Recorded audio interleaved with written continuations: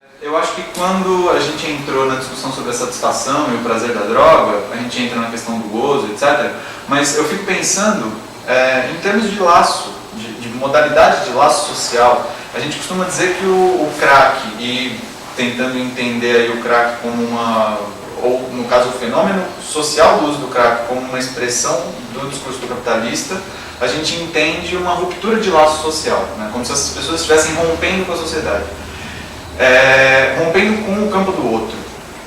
E eu acho que não, né? Claro, não é essa leitura que se faz, de fato, não estou dizendo que vá por aí, mas quando a gente pensa em satisfação, a satisfação está de fato na droga, porque, claro, né, você tem um gozo da droga imediato no corpo, mas quando a gente fala de transgressão, a gente está falando aí de uma ação e de um gozo no corpo que é dirigido a um outro, né? E portanto, o que eu acho que está em questão você sabe por que você está fazendo isso? Assim, é de fato só porque você tem prazer? É porque crack é gostoso? É por isso que você faz? Enfim, eu acho que essa é um pouco a dimensão, pelo menos da forma como eu entendi, que a clínica acaba seguindo, né? Se numa proposta analítica. Enfim, você está vendo o que você está fazendo? Ou por que você está fazendo? Né? Qual é, de fato, a razão de estar fazendo isso? Porque a experiência que a gente tem é que uma vez que as pessoas se vejam nisso, né, elas vão, talvez até pensando aí na transgressão, perceber que elas estão muito obedientes, né? E aí, por essa via, elas acabam conseguindo escapar. E nessa, pode ser que ela saia do uso da droga ou não, mas ela pode sair de um quadro de dependência no sentido mortífero, né? De se focar na droga, se reduzir ao uso de drogas. Porque assim, ele não é só dependente da pele, ele é dependente de fazer um corre, de pegar, tipo, agilizar, ir na boca. E aí, uma vez eu recebi um paciente, por exemplo, que ele tinha um lance de descolar droga para os outros e assim usar dele. Para ele isso era muito importante, assim, servir essas pessoas e tal. Então tem um negócio muito interessante que realmente desloca um pouco. Tem as diferenças químicas, né? Mas desloca disso, assim. Tem a experiência irlandesa, não sei se da Irlanda, não tenho certeza, vocês provavelmente não saberão. Mas é aquela que começaram a tratar os toxicodependentes, viciados em cocaína, mas o primeiro processo era substituir a cocaína que eles compravam nos traficantes, etc., por uma cocaína pura. Então vamos passar a fornecer cocaína para eles, mas cocaína pura. E cortava então todo o processo de compra, né, de ir lá comprar, etc. A grande maioria não topou. Depois de um tempo eles voltavam a comprar com o traficante, etc. Uma cocaína pior, mais cara, etc. Porque é aí que entra em jogo a questão do gozo. É isso, o toxicodependente, quando a gente fala que goza ali nas drogas, não quer dizer que ele está tendo prazer com aquilo. É algo que se satisfaz, mas não necessariamente se satisfaz pela via prazerosa, e é por isso que é tão contraditório. A internação voluntária, acho que o Rodrigo ele toca numa coisa muito importante, né? Eu trabalhei um bom tempo com internação, não de toxicodependentes, mas de pacientes de saúde mental, né? E era um modelo de internação que a gente costuma dizer que se opõe ao modelo manicomial, na medida em que o manicomial, o psiquiátrico, focava, olha, vai ficar internado enquanto for necessário para sair bem. E lá na enfermaria psiquiátrica era justamente a ideia inversa, vai ficar internado o mínimo possível para qualquer outro tratamento ser substituído esse. Então a ideia era que a internação era o último recurso, sempre, né? Mesmo assim a gente brincava que tinham os pacientes profissionais, aqueles que estavam sempre dando um jeito de ser internado, e uma hora a gente virava e falava, você não vai mais ficar.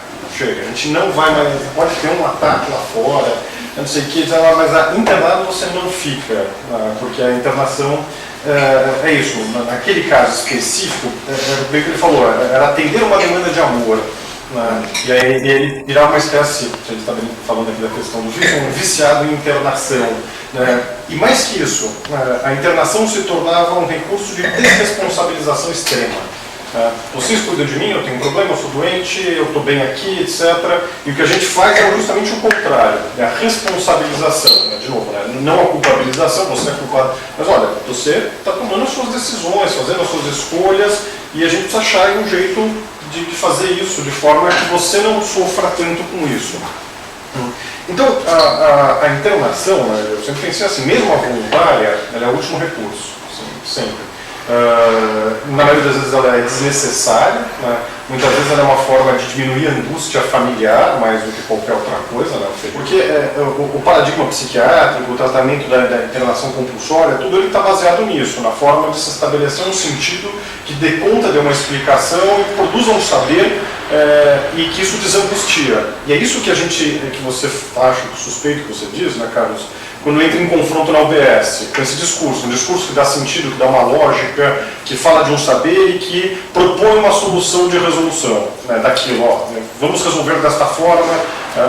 Essa é a expectativa daqui. Isso. O que acontece é quando a gente se depara com a toxicodependência e com a saúde mental, esquizofrenia, etc., dá com sem sentido. Lidar com isso que não tem um saber que dê para fechar, para resolver, etc. E aí a questão é como é que você se posiciona. Você pode se posicionar pelo discurso do mestre, né? Ele alivia, bandido bom é bandido morto, né?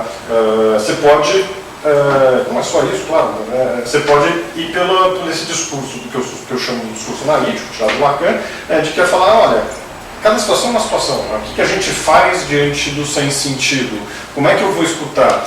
O problema é que quando você põe, acho que é isso que vocês falam, o conflito, quando vocês apontam para isso, apontam para essa coisa do sem sentido, as pessoas se defendem. Porque aquilo é angustiante. Se sustentar uma posição de dar escuta para isso, de abarcar o sem sentido, não saber, é uma posição angustiante. Essa resposta da internação compulsória já é um desespero em relação à ineficácia dos tratamentos que vem tido até então. Eles já estão se dando conta de que nada funciona deste modo. E que uma hora isso cai, né? Que foi a fala do Rodrigo, gente. Se quiser. Bom, eu queria estar retomando um pouco. Eu trabalhei 9 anos de internação voluntária no Hospital Geral de Diadema. E como que a gente entendia o recurso da internação? A internação como uma estratégia de tratamento. Então, todo o cuidado que a gente tinha era de não entrar na demanda de urgência do pedido da internação. Por quê? É isso que vocês falaram. Às vezes o pedido da internação é político. A casa caiu, a mulher quer separar, o cara pede a internação. Se interna, no dia seguinte ele está pedindo alta ou transgredindo a ponto de ter alta administrativa. Então, às vezes era um processo. Às vezes o cara vinha pedindo a internação e não ficava na internação. Ficava no grupo um tempo e no momento que talvez fizesse sentido enquanto estratégia, porque a internação era limitada. Curar ressaca, né? Curar ressaca, às vezes você tem um diagnóstico diferencial, né? Várias coisas se usavam, porque é um período curto a internação. O paciente está psicótico, não sabe se ele está psicótico, porque induzido pelo uso da droga, ou se ele é um psicótico que faz uso de droga e ficou mais desagregado. Então, às vezes a gente usava esse recurso da internação para poder também ter como estratégia de diagnóstico, estratégia de tratamento, etc, etc. O que eu via no discurso dos pacientes e das famílias e de profissionais que solicitavam a internação para a gente? O entendimento de que internação é tratamento. Os pacientes falam, eu quero me tratar, me arruma internação, e fica lá na cama do intermedia. E as famílias vão lá no curatório pegando encaminhamento para o CAPES e resgatar o moleque lá que quer se internar, lá na casa dele, percebe? Que é isso, o pedido positivo, eu quero internação, o que está por trás disso? Por isso que quando a gente trabalha isso, a gente trabalha sempre em processo. Aliás, acho que o nosso maior erro de expectativa para lidar com esses problemas é o tempo que a gente imprime nisso. Porque a gente quer que o cara dê uma resposta, que o cara seja sujeito em 1 ano, 6 meses. E não, é uma história longa, média e longa. Os casos que eu vejo que dão certo são casos que eu conheço só de muito tempo. E casos assim, que o cara produz a droga, não, necessariamente. O cara administra melhor as crises dele quando ele usa droga, não faz mais o alarde que ele fazia com a família, não mobiliza mais, a comunidade mobiliza. Ele tem a crise, usa a droga e busca os recursos para ele poder estar melhor, e poder voltar ao trabalho, percebe?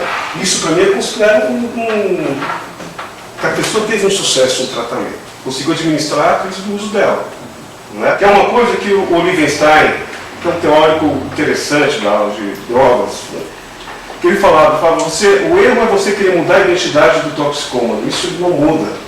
Que você pode trabalhar possibilidades de outras identidades para coexistir com aquela. Que é esse o trabalho. Né? Porque acho que o nosso erro às vezes é isso, é desconstruir. E aí o cara cria uma idealização dele mesmo, é o que acontece, os caras ficam um tempo abstinente, eles viram o guinho, né? Eles viram bunda mole até, fica bunda mole, os caras viram bunda mole. Então o cara não sustenta, porque ele não é aquele bunda mole. Aí ele vai e se trai ali, arruma um motivo sem sentido e põe tudo do jeito que é, né? Me parece muito interessante, por exemplo, o argumento da consciência. Né? Então, o que justifica, por exemplo, uma internação involuntária ou compulsória é que o sujeito não tem, entrando de novo na questão da autonomia para decidir o que é melhor para ele e, portanto, que ele não tem como fazer uso. O link direto ele não tem consciência do que faz. Né? E aí, por essa via, a gente desresponsabiliza o sujeito e apela para as práticas de internação, etc. Só que, por uma outra via, existe uma tendência, essa é a minha visão, no movimento social a se colocar precisamente na mesma posição discursiva. Né? Na medida em que, ele também é irresponsável, isso não é movido em nenhum momento. A questão é que o que irresponsabiliza não é uma questão orgânica de consciência, etc. É que, na verdade, o que acontece com ele é culpa do que o Estado fez com ele. Né? Então, enfim, ele não teve escolha, ele é pobre, ele viveu sem condições, etc. Enfim, o resultado que a gente quer chegar se sobrepõe ao sujeito. Né? Então, a gente está tentando... Ele vira uma massa de manobra. Né?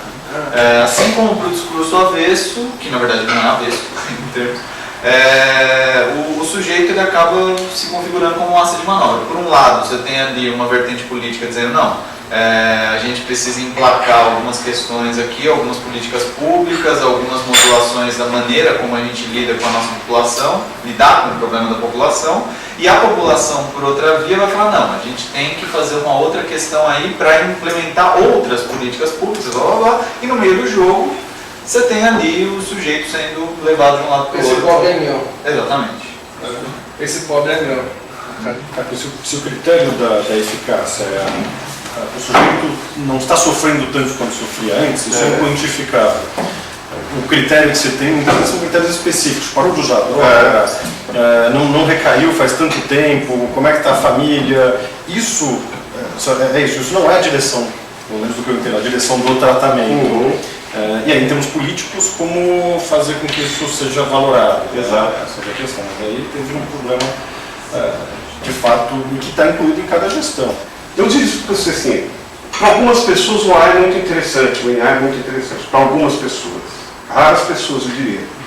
Para a maioria delas, elas estão aprisionadas num discurso viciado, num discurso alienado delas mesmas, porque elas se aprisionam num discurso e num entendimento massificado de que todo mundo é daquele jeito. Boa parte das vezes de pacientes que eu peguei de NA, a grande dificuldade foi de que ele conseguia desmontar esse discurso que ele tinha pronto dele mesmo.